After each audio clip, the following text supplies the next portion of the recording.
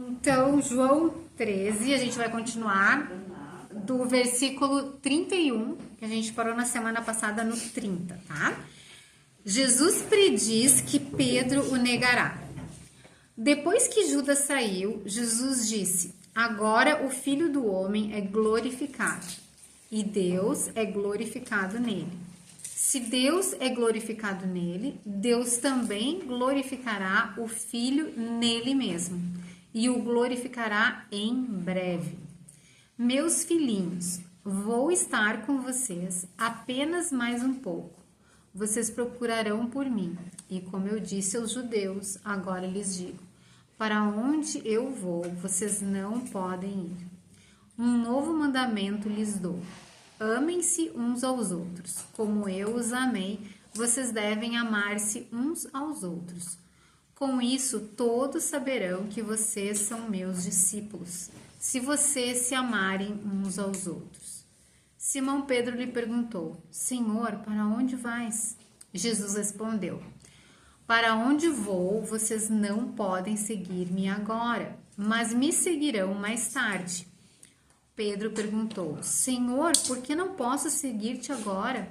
Darei a minha vida por ti. Então Jesus respondeu: você dará a vida por mim?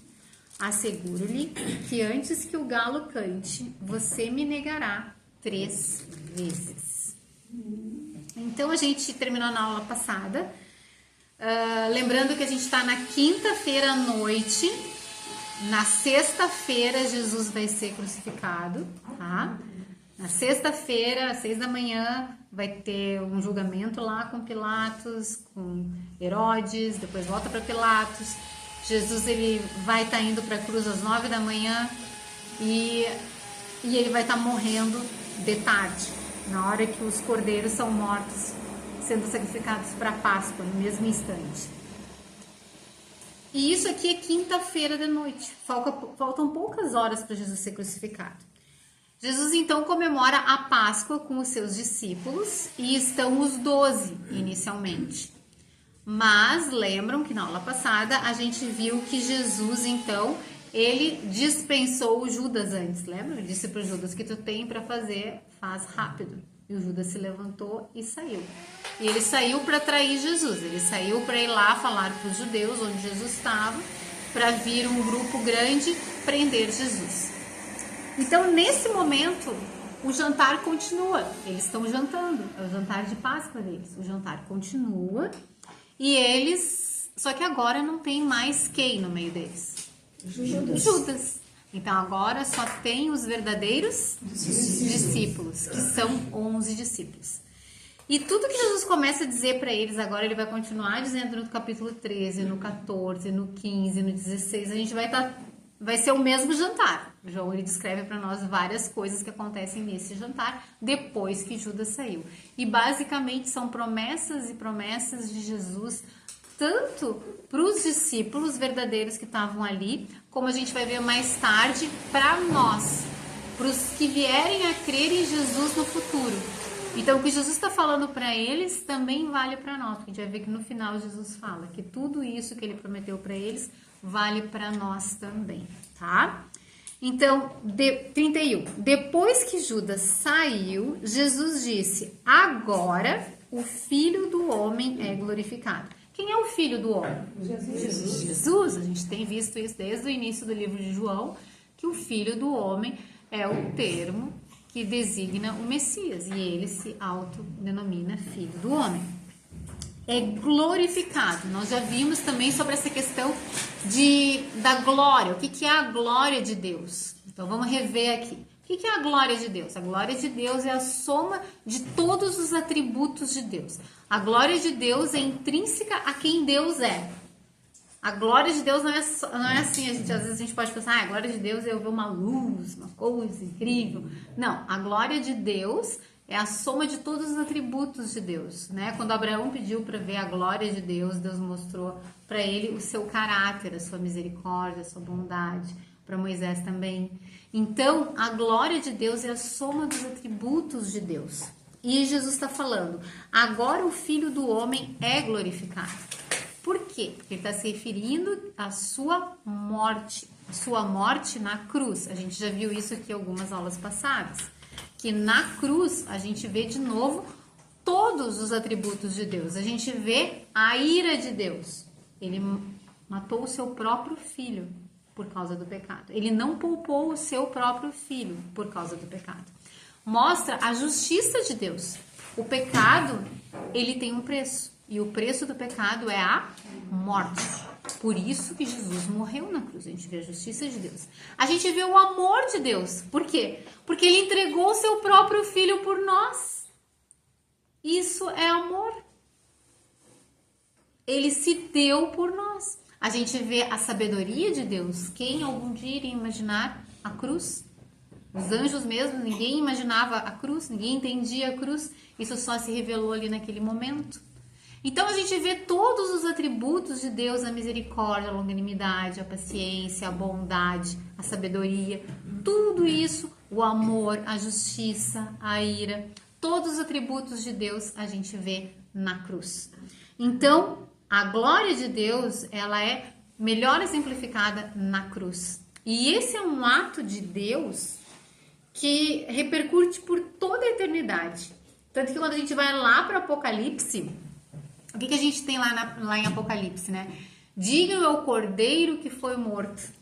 É assim que Jesus é tratado. Ele é digno porque ele foi morto, porque ele se entregou, porque ele comprou homens, seres humanos, para Deus. Então, a glória de Jesus, ela está na cruz. E Jesus está se referindo a isso. Agora o Filho do Homem é glorificado. Porque agora é o momento que ele vai para a cruz. Ele já deu início, né, o start, como a gente diz, quando ele diz para Judas, vai e faz o que tu tem para fazer. E Judas sai. Então é nesse momento que foi disparado. E agora as coisas vão acontecer uma depois da outra. E Deus é glorificado nele. 32. Se Deus é glorificado nele, Deus também glorificará o Filho nele mesmo. E o glorificará em breve. Ou seja, tá a ponto de tudo isso acontecer. Jesus, ele anseia pela cruz também. Por quê? Porque ele anseia pela glória de Deus. E ele anseia por ser glorificado novamente. O tempo dele aqui acabou. Agora é o momento dele voltar para o Pai. Porque ir para a cruz, além de ser a grande obra de Cristo para o Pai, ela também significa que agora ele vai ser restaurado a comunhão completa, total, como era antes dele ter vindo, tá? Então, é isso que significam esses versículos aqui. Deus é glorificado nele, Deus também glorificará o Filho nele mesmo. 33. Meus filhinhos. Olha que coisa mais fofa. A forma como Jesus se refere aos seus apóstolos, os seus 11 verdadeiros apóstolos. Vejam que Judas não tá mais aqui, né? E daí ele fala, meus filhinhos. E da mesma forma Deus trata a gente, tá? Todo aquele que entregou a sua vida a Jesus pode ter certeza que ele é um filhinho de Jesus. Ele é um filhinho de Deus. Então a gente pode chamar Deus até de papai, né? Ele é o nosso papai, o Deus Todo-Poderoso, Criador dos céus e da terra. Se eu estou em Cristo, se eu me rendi a Jesus, eu posso chamar Deus de meu papai. Meus filhinhos, vou estar com vocês apenas mais um pouco, porque faltam poucas horas para ele ser morto. Vocês procurarão por mim, e como eu disse aos judeus, agora lhes digo, para onde eu vou, vocês não podem ir. Então, ele vai ser morto na cruz, e eles não vão poder acompanhá-lo. Ele já tinha dito isso para os judeus alguns capítulos atrás. Só que para os judeus, eles nunca mais se veriam, porque eles iriam para um lugar diferente. Eles iriam para o inferno, enquanto Jesus iria para o Pai. Agora, para os discípulos dele, a gente vai ver mais adiante ali, Jesus fala que depois eles irão se encontrar com ele. Então, apesar de ele ter dito a mesma coisa aqui que ele disse no 33 para os discípulos, a mesma coisa que ele disse para os judeus, se a gente for olhar ali o 36, ó, versículo 36, Jesus respondeu, para onde vou, vocês não podem seguir-me Agora. mas me seguirão mais tarde. tarde. É diferente, ou seja, apesar de ter sido a mesma coisa que ele disse para os judeus, mas para os judeus ele disse, vocês nunca mais vão poder me ver, vocês nunca mais vão me ver. Vocês estão indo para o inferno e eu estou indo para o céu. Mas para os discípulos dele, ele está dizendo, vocês não vão me ver, vocês não vão poder me seguir agora, mas mais tarde vocês me seguirão. Mais tarde todos nós vamos estar juntos no céu. Tá? É disso que Jesus está falando. 34. Um novo mandamento lhes dou. Amem-se uns aos outros, como eu os amei. Vocês devem amar-se uns aos outros. E esse versículo aqui, né, ele parece um pouco enigmático, porque ele diz assim, um novo mandamento lhes dou. E qual é o mandamento? Amem-se uns aos outros. Muito bem, Neiva. Esse é o mandamento. O mandamento que Jesus deixou é pra gente amar uns aos outros, como eu os amei. Então, a medida, saber quão amoroso tem que ser com as outras pessoas, da mesma forma como Jesus foi amoroso conosco. Quem já experimentou o amor de Jesus, sabe como é o amor de Jesus. E é esse mesmo amor que a gente deve refletir para os outros, tá? Precisamos rebater muito esse versículo aqui, porque eu acho assim que o mundo está num desamor total, né? Com certeza, essa mensagem não é para o mundo. Essa mensagem é para os discípulos. Essa mensagem é para os que verdadeiramente são seguidores de Cristo. Por quê? Tem muitas implicações. A gente vai ficar bastante aqui nesse versículo, tá? Quando ele fala ali um novo mandamento, o que a gente precisa lembrar? Todos os discípulos de Jesus eram judeus, certo? Nenhum era grego, nenhum era romano, nenhum era brasileiro, tá? Todos eram judeus. E os judeus, eles conheciam o Antigo Testamento. E no Antigo Testamento tá escrito isso. Quer ver? Vamos abrir, deixa eu me achar aqui, ó, Levítico 19, 18. Abram. Levítico 19, 18. Não procurem vingança, nem guardem rancor contra alguém do seu povo, mas ame cada um o seu próximo como a si mesmo. Eu sou o Senhor.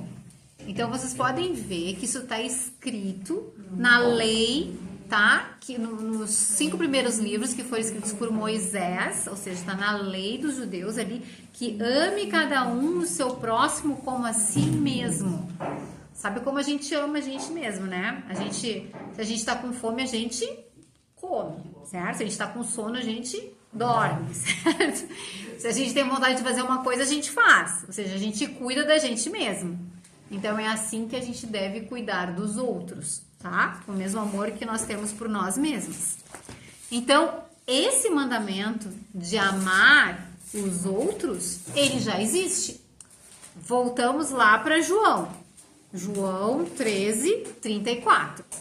Só que lá em João 13, 34, Jesus diz, um novo mandamento lhes dou.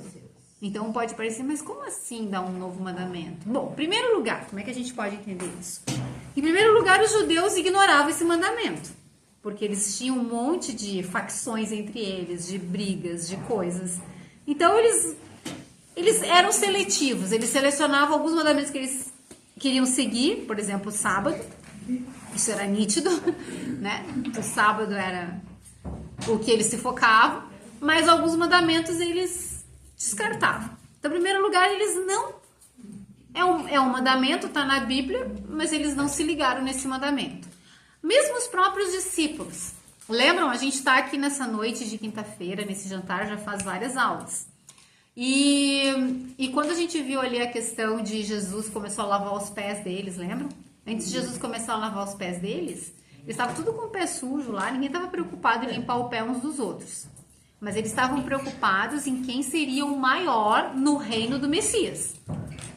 Eles estavam discutindo qual deles era o melhor, era o maior, entre os 12. Então, eles não estavam preocupados em amar uns aos outros. Eles estavam preocupados em se sobressair um sendo o melhor do que o outro. Então, eles não tinham entendido esse mandamento. Então, esse é mais um motivo para Jesus dizer que é um novo mandamento para eles. Porque eles não registraram esse mandamento que estava lá em Levítico na cabeça deles. Mas E como os amar judeus... alguém que nos fez mal, né? Esse é o mais difícil. Como? Porque só... E daí deixa eu continuar. Só pelo poder. O que está acontecendo aqui? Ó? Um novo mandamento lhes dou. Amem-se uns aos outros. Então, em primeiro lugar, tá? Os judeus praticamente ignoravam esse mandamento. Em segundo lugar, os próprios discípulos não praticavam esse mandamento. Porque está ali, um dia antes de Jesus ser crucificado, e eles estão brigando entre eles para saber quem é o maior. Ninguém está preocupado com as necessidades uns dos outros e em servir uns aos outros. É Jesus que tem que parar tudo e começar a lavar os pés deles. E mais do que isso, para amar verdadeiramente uns aos outros, eu não faço isso na minha carne. Não é na minha força que eu consigo amar as pessoas. Eu só consigo amar verdadeiramente as pessoas se Deus já me deu uma nova vida. Não tem como. Não tem como eu perdoar alguém se Deus não me deu uma nova vida. Impossível. Então, em primeiro lugar, eu preciso ser uma nova criatura. Lembram lá de Nicodemos? É preciso nascer do alto. É preciso nascer de Deus. É preciso nascer do Espírito. Se eu não tiver o Espírito Santo dentro de mim, eu não vou conseguir amar. Eu posso até fazer coisas que parece que eu amo, mas aquele amor não é sincero, não vem de dentro. Agora, quando Deus me transforma de dentro para fora, eu consigo amar. Então, quando Jesus diz um novo mandamento lhes dou, é porque ele sabe que logo mais, daqui uns 50 dias, o Espírito Santo, no dia de Pentecostes, vai estar descendo. E eles vão receber poder, como a Bíblia diz, né? O Espírito virá e vocês receberão poder, tá? O Espírito ali demorou para eles receberem, porque Jesus precisava morrer, ressuscitar e depois ascender e depois enviar o Espírito. Mas nós já vivemos depois do Pentecostes. No momento em que nós verdadeiramente cremos em Cristo e a gente se rende a Ele e Ele nos dá uma nova vida, a gente já recebe o Espírito Santo. E a gente já tem esse poder dentro de nós de amar. Se nós não temos esse poder de amar, a gente precisa se perguntar: Senhor, eu verdadeiramente me arrependi dos meus pecados? Eu verdadeiramente criei em Ti? Por favor, me dá uma nova vida.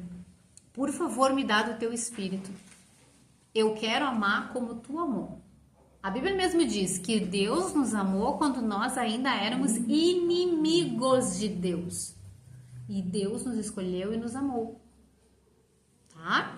Então, o amor não é algo do meu esforço, mas o amor é resultado de que o Espírito de Deus habita em mim. Então, não é algo que eu maquio, não é uma coisa fake. Isso não é amor. O amor, ele vem de dentro. E ele vem porque eu nasci verdadeiramente do Espírito. É algo sobrenatural. Pensem nos cristãos no mundo todo.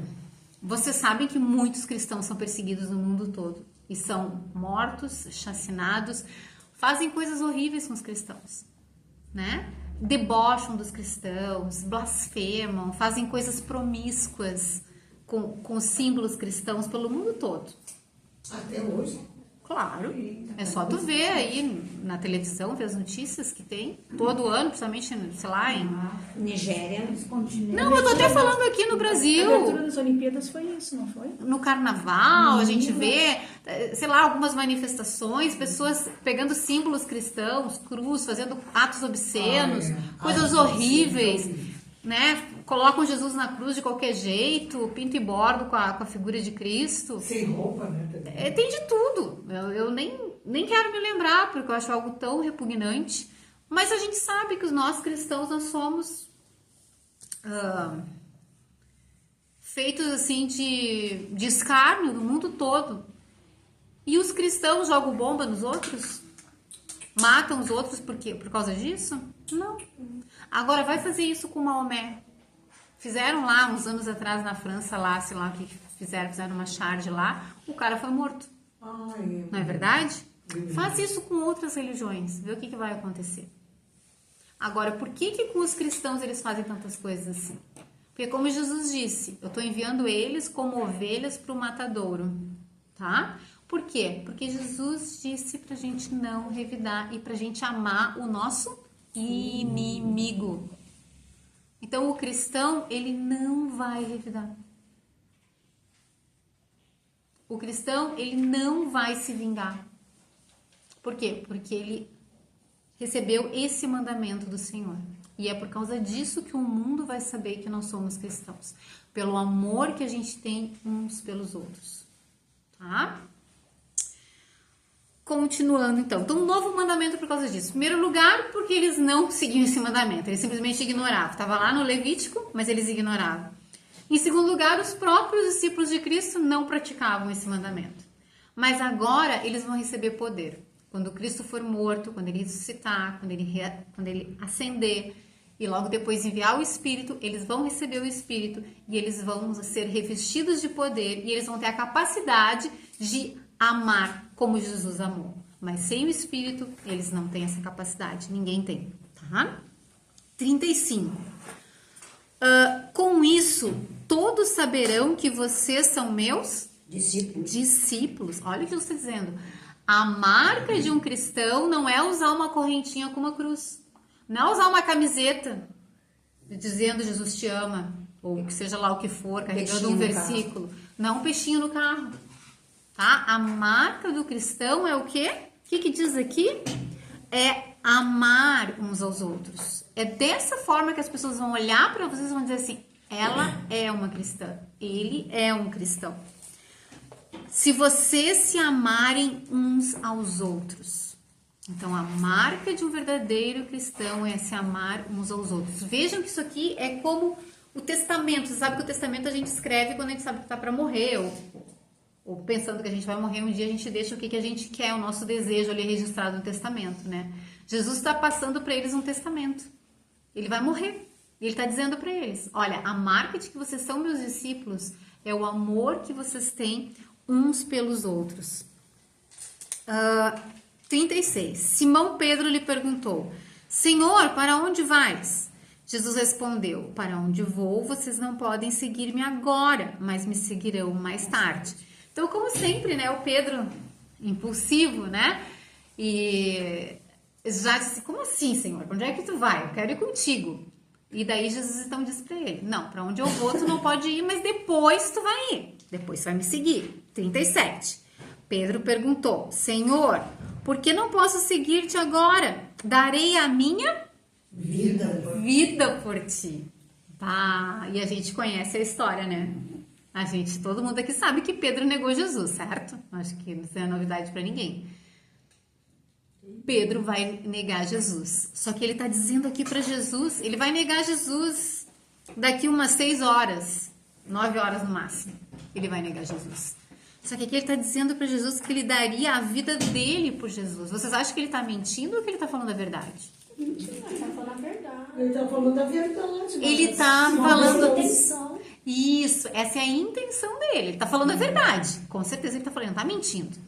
Ele acha que vai dar a vida dele por Jesus. Mas chega na hora, sabe como é que é? Chega na hora, tu pensa assim, não, vou fazer isso. Mas aí chega na hora, tu percebe que tu não é tão forte quanto tu imagina. É exatamente o que tá acontecendo aqui com Pedro. Ele tinha muita autoconfiança. Mas ele não tinha a mesma fé do tamanho da autoconfiança que ele tinha nele mesmo. Porque a gente sabe que, infelizmente, ele negou Jesus, tá? 38. Então, Jesus respondeu, você dará a vida por mim? Asseguro-lhe que, antes que o galo cante, você me negará 3 vezes. Na verdade, se a gente for olhar os outros evangelhos, Mateus, Marcos, Lucas, a gente vai ver que Pedro nega várias vezes, é mais do que 3 vezes, mas são em 3 lugares diferentes que Pedro nega Jesus. Ele nega Jesus repetidas vezes, tá? E por que isso antes que o galo cante? Eles não tinham um relógio que nem a gente tem hoje, né? Vocês sabem disso, né? 2000 anos atrás não tinha um relógio. Então eles calculavam as horas basicamente de 3 em 3 horas, tipo assim, 6 da tarde o sol se punha, então até umas 9 horas da noite ali era noite. Daí depois das 9 até a meia-noite era um outro pedaço da noite. E daí eles dividiam a noite em 4 pedaços. Então, das 6 da tarde até as 9 da noite, das 9 até a meia-noite, da meia-noite até as 3. Porque geralmente o galo cantava até as 3, tá? Ou a partir das 3, digamos assim. A partir das 3. Então eles chamavam essa a hora que o galo canta, tá? Entre meia-noite e 3.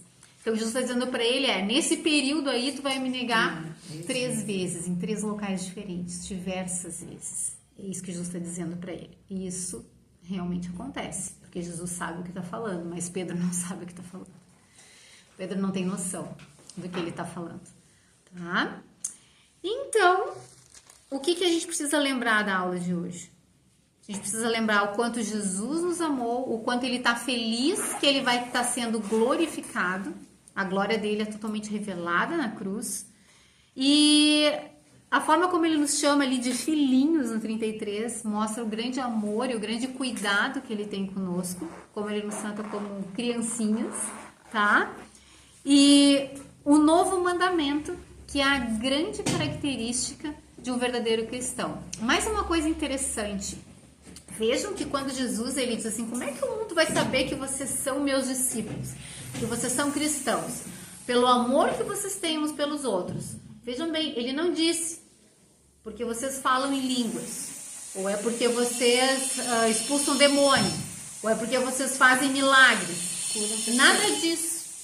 Não é por isso que as pessoas vão saber que vocês são meus discípulos. Elas vão saber que vocês são meus discípulos porque vocês amam uns aos outros.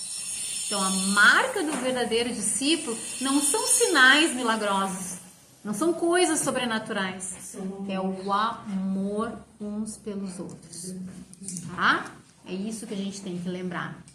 E nunca confiar demais em nós mesmos, né? Nós mesmas. Mas saber, como Pedro ali, né? Mas depender de Deus e pedir para Deus, Senhor, tem misericórdia de mim, me ajuda, tá?